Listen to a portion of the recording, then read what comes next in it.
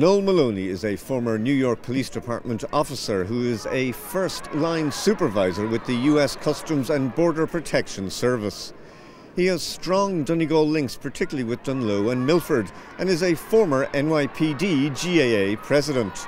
Donegal TV went to New Jersey to find out more. After he retired from the New York Police Department at the age of 39, the last thing that Noel Moloney thought he would be doing was getting back into another enforcement job.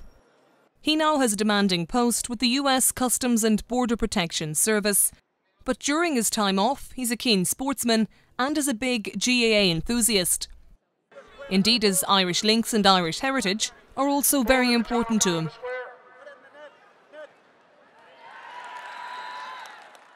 Noel has been recalling his days in the NYPD. I started my career in 1981 with New York State Corrections at the age of 18. After that, I moved on to the NYPD in 1986. Actually, it was the same class that Bernard Carrick, one of our police commissioners, graduated out of. At that time, I was assigned up to the Bronx, where I worked in the 4-2 precinct, then from there until 1990. At that point, then I moved into an electronic investigative unit, TARU, Technical Assistance Response Unit. And that, by far, was the highlight of my career. For everything from doing wiretaps on to doing filming, to wiring up cars with GPS systems, all the latest and greatest in electronic technology for tracking criminals.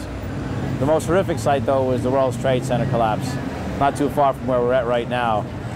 That actually was a deciding factor as to whether I'd stay in the department, and made my decision and then retired in 2002. Noel retired from the NYPD at the age of 39, but shortly afterwards he went to the US Customs and Border Protection Service. Well, when I retired from the police department, the last thing I wanted to do was get back involved with law enforcement. I enjoyed my career with the NYPD. I had a good stint with New York State Corrections. So I figured I'd give this an opportunity and see where this would take me. And it's been a very rewarding career ever since.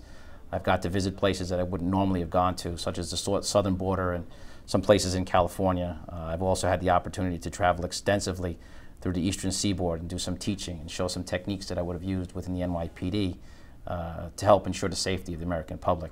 So it's been rewarding in that fact, but it is unrewarding in other factors when you're standing out there and you're freezing and there's nobody coming out with a nice cup of tea for you.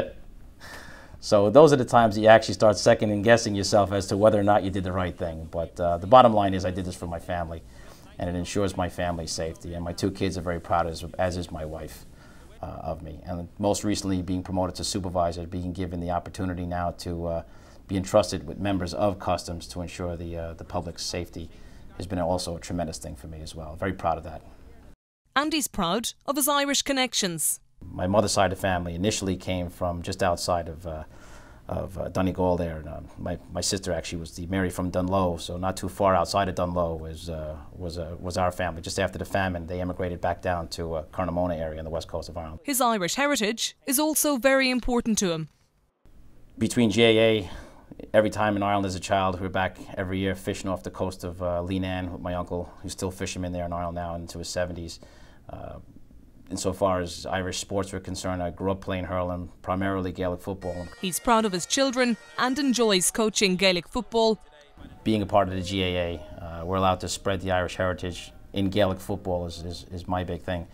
I have children that are Chinese, I have Indian children, I have Italian children, I have children from Mexico, and they're able to partake in Gaelic football. I'm currently the coach for the U10s for St. Brendan's up in Orange County, where we acquired a field there last year, which was a huge undertaking for us. But for a small Irish community, we were able to establish that field, and it's a big thing for us. Noel is honoured to have been the NYPD GAA president, and he fondly recalls his father's GAA connections. My father played hurling and eventually went and started doing his own GAA. It was both my father and a few other gentlemen who started the NYPD's Gaelic football team back in 1966. With John Timoney, a Dublin fellow who was the police commissioner of Philadelphia as well as Miami, Florida. They did very, very well back then, but never thought it was going to come to where it is now, seeing this on an international level. And hopefully in the next few years that we'll start seeing countries such as Australia and Canada also partaking in this. Looking to the future, he has more Gaelic Games related plans. I have just about 9 years here in Customs. I don't plan on going any place anytime soon. I'm hoping to see my 2 boys someday become the president of the Gaelic Football Association for some sort of law enforcement. My next big step here is to try to introduce customs to a formulated Emerald Society. We're in the process now of trying to get that together to join the National Board of Emeralds for the United States and get them on par. So we'll have one clear, concise Emerald Society across the Customs and Border Protection Homeland Security team. Currently, right now, there's a few small agencies within it that have their own Emerald Societies. But that's one of the things I'd like to do. It's a goal I'd like to set for myself. I'd also like to see Homeland Security develop their own GAA team and to go out and hopefully beat the NYPD. And I could say I did that.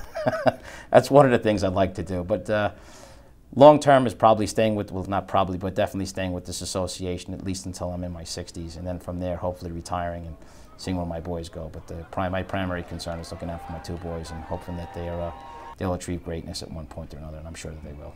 Noel is looking forward to the next Police Olympics, which will be held in Belfast and takes place from the 1st to the 10th of August 2013. The Games will attract 10,000 competitors from across 70 different countries.